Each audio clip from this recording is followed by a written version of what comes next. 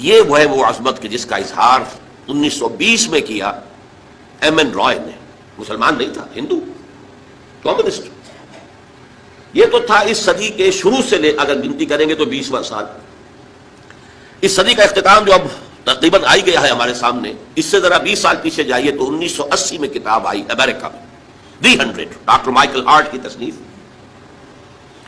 ایک selection and gradation of 100 most influential personalities of human history.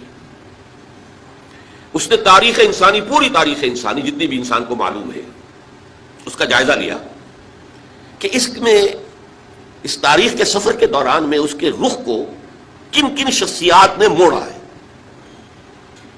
جنہوں نے اس دھارے کا رخ موڑا ہے. ایسے 100 افراد کو چن لیا. یہ سلیکشن ہو گیا، selection of 100 most influential personalities of human history. لیکن صرف سلیکشن نہیں، اینڈ گریڈیشن آلسو. ان کے اندر بھی پھر درجہ بندی. کون ہے وہ جس نے سب سے زیادہ متاثر کیا ہے تاریخ کے دھارے کے رخ کو، سب سے زیادہ گمبھیر انداز میں موڑا ہے اس کے رخ کو، اور وہ حضرت محمد صلی اللہ علیہ وسلم کو on top of the list رکھ رہا ہے. عیسائی ہے اور تاحال عیسائی ہے، ابھی زندہ ہے، لیکن حضرت عیسیٰ کو نمبر 3 پر لے گیا. نمبر 2 پر لایا نیوٹن کو. نیوٹن کی فزکس نے جس طریقے سے تاریخ انسانی کو متاثر کیا ہے، یہ پورا جو ایکسپلوژن ہے سائنس اور ٹیکنالوجی کا، اس کا نقطۂ آغاز نیوٹن ہے، اس میں کوئی شک نہیں. تو چونکہ وہ اس انداز سے بات کر رہا ہے، مذہبی پہلو سے نہیں کر رہا ہے، اپنے عقائد کے اعتبار سے بات نہیں کر رہا ہے، اس کا موضوع یہ ہے کہ تاریخ انسانی میں اس کے دھارے کے رخ کو موڑنے والی شخصیات کون کون سی ہیں. ان میں نمبر 1 محمد رسول اللہ صلی اللہ علیہ وسلم، نمبر 2 نیوٹن، نمبر 3 پھر حضرت مسیح علیہ السلام. اور مسلمانوں میں سے پھر صرف ایک اور شخصیت کو اس نے اس 100 کی فہرست میں شمار کیا ہے، اور وہ ہے ٹھیک 50ویں نمبر پر حضرت عمر فاروق رضی اللہ تعالی عنہ. اب یہاں ایک سوال پیدا ہوا، اس نے خود اس کو پوز کیا کوشچن کو. Naturally I O an answer, an explanation, کہ میں عیسائی ہوں، عیسائی ہوتے ہوئے محمد کو میں کس اعتبار سے نمبر 1 پر رکھ رہا ہوں صلی اللہ علیہ وسلم.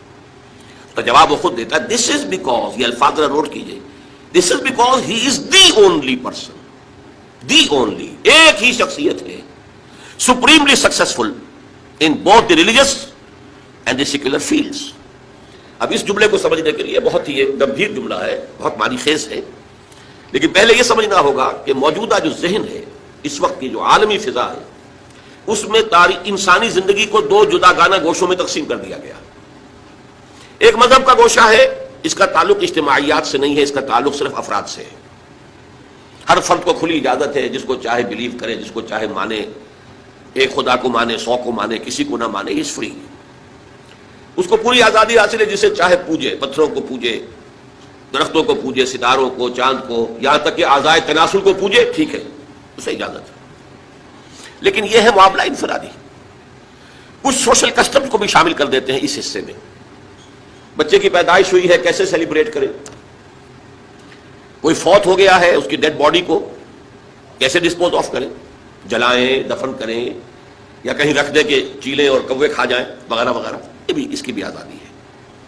لیکن یہ 3 چیزیں، ڈوگما، ریچولز اینڈ سوشل کسٹمز، یہ تینوں مل کر یہ ہے انفرادی زندگی. اور دوسری طرف آئیے تو معاشرتی نظام، معاشی نظام، سیاسی نظام، یہ ہے سیکولر فیلڈ آف لائف، جس کا کسی مذہب سے کوئی تعلق نہیں. یہ تو لوگ خود غور کریں گے، ان کے نمائندے بیٹھیں گے، بیٹھ کر طے کریں گے، اکثریت سے جو بات طے کر لیں وہی سماجی ویلیوز جو ہیں ان کا فروغ کیا جائے گا. جو بھی اکثریت سے طے کر لیں گے یہ سوشل ایونز ہیں، ان کو ایریڈیکیٹ کیا جائے، اس کو ایریڈیکیٹ کریں گے. اگر وہ شراب کی اجازت دینا چاہیں گے اجازت دیں گے، شراب پہ پابندی لگانا چاہیں گے پابندی لگا دیں گے. زنا کو ایسا جرم جو ہے قابل دست اندازی پولیس جرم قرار دینا چاہیں گے تو یہ کر دیں گے. لیکن زنا بالرضا ہے تو اس میں انہیں اختیار ہے کہ وہ کہہ دیں کہ اس میں کوئی جرم والی بات نہیں ہے، سول مقدمہ بن سکتا ہے. اگر کسی شوہر کا حق جو ہے اس میں مارا گیا ہو تو وہ شوہر جائے اور کسی سول مقدمے کا جو معاملہ سوٹ جو ہے وہ وہاں پہ شروع کر دیں. اسی طریقے سے 2 مردوں کی شادی وہ چاہیں گے تو لیگلائز کر دیں گے، ٹھیک ہے. ان میں سے ایک مرد جو ہے وہ شوہر کی حیثیت رکھتا ہے قانون ملکی کی نظر میں، اور دوسرا مرد جو ہے وہ بیوی کی حیثیت رکھتا ہے قانون ملکی کی نظر میں. جو چاہے کر دیں، چاہے وہ سماجی معاملات ہوں، چاہے وہ معاشی معاملات ہوں، چاہے وہ سیاسی معاملات ہوں، ان میں سے کسی کا کسی مذہب سے کوئی تصور نہیں. یہ ہے سیکولر فیلڈ آف لائف. اب سمجھیے اس کا کہنے کا مقصد یہ ہے کہ تاریخ انسانی میں جتنی عظیم شخصیات ہیں وہ یا ایک طرف بلند ہے تو دوسری طرف ان کا کوئی مقام نہیں، maybe they are zero. اور اگر کوئی ہے جو ادھر بہت بلند ہے تو ان کا ادھر کوئی مقام نہیں ہو سکتا ہے کہ زیرو ہو، بلکہ ہو سکتا ہے کہ کوئی مائنس ویلیو ان کے لیے معین کرنی پڑے. مثلا مشرق میں گوتم بدھ، مغرب میں حضرت مسیح، مذہب کے میدان میں، روحانیات کے میدان میں، پھر پیروکاروں کی تعداد کے اعتبار سے کتنی عظمت ہے مہاتما گوتم بدھ کی بھی، سدھارتھا گوتما. اور لیکن یہ جو ریاست، سیاست، معاملات ملکی، ان دونوں میں کوئی ان کا کوئی کنٹریبیوشن نہیں، کوئی مقام نہیں، کوئی مرتبہ نہیں، کوئی حیثیت نہیں، زیرو.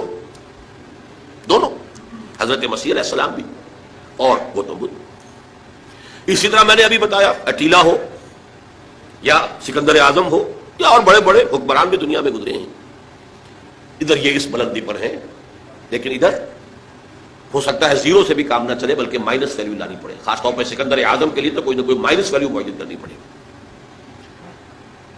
اس کا کہنا یہ ہے کہ ایک ہی انسان ہے پوری انسانی تاریخ میں جو ان دونوں میدانوں میں انتہائی بلندی پر ہے. This is because he is the only person. The only کے لفظ کو میں زیادہ ایمفیسائز کر رہا ہوں. اور کوئی ہے ہی نہیں، تقابل کیا ہوگا، اور کوئی ہے ہی نہیں. He is the only person supremely successful in both the religious and secular fields. یہ میں نے آپ کو صدی کے اس سرے اور صدی کے اس سرے سے دو مثالیں دے دی ہیں.